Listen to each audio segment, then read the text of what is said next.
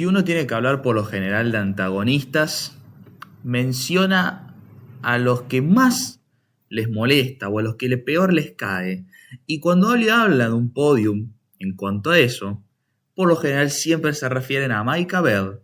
como el antagonista más odiado, criticado y repugnante de todo lo que tenga que ver con el siglo XXI en lo que los videojuegos respecta. Muy buenas tardes, buenos días, buenas noches, damas y caballeros, sean todos bienvenidos al canal Hiperacad, canal en el cual hablamos constantemente de todo lo que tenga que ver con el mundo de los videojuegos, y en el día de hoy, gracias a la popularidad masiva que tienen los videos de Red Dead Redemption 2, he decidido traer como nuevamente otro análisis, pero esta vez de los antagonistas que ha tenido Red Dead Redemption, y cómo no, y qué mejor empezar que con Micah Bell, que es probablemente el mejor antagonista de todo lo que Rockstar Games representa o por lo menos presenta en la amplia gama de antagonistas que tiene. Micah Bell es un tipo que viene a la banda de Dodge Vanderlyn después del golpe a Blackwater, en el cual le ofrece a Dodge este golpe al ferry, y en vez de Dodge hacerle caso como tendría que haber hecho siempre a Hosea o a Arthur para robar un banco, roban este ferry, sale terriblemente mal. A partir de ese momento Micah se vuelve compañero de Arthur, de Sean, y constantemente hay disputa entre ellos dos, puesto que Arthur nunca lo vio como un tipo que quisiera la banda. Micah desde el primer momento nos lo presenta como un personaje agrandado, repugnante, puesto que en todo momento busca hacerle caer mal al resto de la banda, pero sobre todas las cosas como un lamemedias, como un lamebotas, más concretamente de este lado, para hacerle caer bien a Dutch. Micah constantemente deja ver que intenta hacerle caer bien a Dutch y no al resto de la banda, puesto que busca estar siempre como una especie de segundo al mando, pero también como una especie de poder para el mismo y para resguardarse y para estar bien internamente dentro de la banda. Claramente que si fuera por el estilo de su personalidad, no sería ni siquiera el quinto más importante de la banda, pero es justamente estas ganas de generar el caos, de buscar dinero, que cautivan a Dutch, puesto que es justamente lo que necesitan en el momento. Un tipo que literalmente esté loco, que mate sin cesar, pero que sobre todas las cosas sea desquiciado y le guste el dinero. El golpe al ferry fue uno de los primeros momentos en los cuales nos damos cuenta que Micah no es un tipo que está muy bien en sus cabales, y cuando lo terminan arrestando en el pueblo de Rhodes y nosotros tenemos que liberarlo, vemos una de las primeras facetas de Micah, que es literalmente un tipo que mataría gente por sus pistolas, literalmente. Cuando uno escapa, como estamos viendo a continuación, del golpe y del encierro que tuvo Micah en Rhodes, como bien lamebotas que es, en vez de ir a donde está Dutch, en vez de presentarse hacia donde está Dutch, y para hacerse odiar más aún, decide hacerse el desconocido, huir, presentar algún que otro premio y ahí contentar un poco más a Dutch, puesto que durante ese último tiempo, a través del consejo que le dio en el golpe al ferry y a través del encierro que tuvo en Rhodes, no venía teniendo un buen momento. Pero hasta ese momento por lo menos pensábamos que era un tipo leal. Nos podía caer mal, era odioso, era engreído, embustero, pero por lo menos pensábamos que estaba dentro de lo que era la banda, y a pesar de que era uno de los miembros más nuevos, por lo tanto uno de los miembros menos leales, veíamos en Micah por lo menos alguien, entre comillas, a quien poder confiarle algo. Pasa el tiempo, Micah vuelve a traer otro de los golpes, y esta vez el que lo acompaña es Arthur Morgan, como para generar un poquito de control en lo que es el caos, puesto que si hay una personalización del control termina siendo este tipo, y cuando hay una personalización del caos termina siendo este otro tipo, y se enfrentan en una especie de robo móvil que van trasladando con el objetivo obviamente sacar dinero y dejarle esto como regalía o como premio consuelo a Dutch después del desastre que ha tenido Micah. Pasa el tiempo, vemos que el robo claramente no salió bien del todo, y en vez de actuar como una persona normal huyendo ante una cantidad de gente la cual claramente protegía el carro porque era del gobierno, termina matando a prácticamente todo el mundo, se caga a tiros con todo el mundo. Y el tipo claramente después, a partir de ahí, ofrece lo que es el premio. A partir de este momento vemos al Micah que literalmente acabo de describir. En estas 40 horas de juego aprox, vemos un tipo que literalmente mata por dinero, un vaquero en toda regla, una mala persona que no tiene códigos de honor ni nada parecido, que la lealtad para él es literalmente un juego de niños y que si fuera por unos pocos billetes traicionaría a su líder y se iría para otro bando. Qué casualidad que eso es lo que termina pasando al final del juego. Posteriormente a esto, la relación de Micah con Dutch va fluyendo. Hasta ese punto recordemos que era bastante distante. Claramente Dutch confiaba más en Arthur por las semejanzas que había, pero también porque era un tipo que tuvo desde su niñez, un tipo totalmente leal, mientras que Micah no estaba ni más tiempo de 6 meses. Pasa el tiempo nuevamente.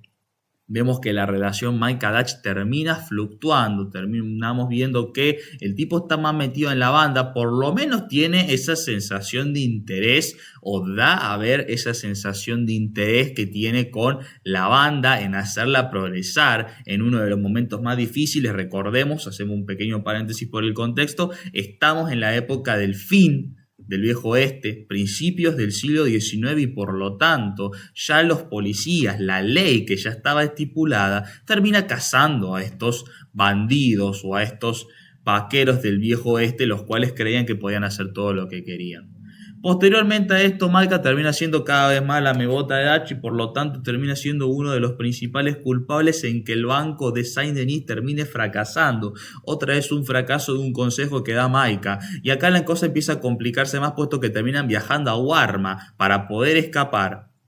Y acá Micah por lo menos se lo ve como un tipo el cual mínimamente tiene, aunque sea un poquitito para simular lo que es el personaje, ¿no? Da un poquito de importancia en cuanto a lo que es Warma. Pasa el tiempo nuevamente, digo mucho pasa el tiempo porque claramente Micah va evolucionando como va evolucionando el resto de los protagonistas, antagonistas, personajes secundarios. Y por lo menos vemos que cada vez se interesa más en la banda, a pesar de lo odioso y molesto que es. Y claramente,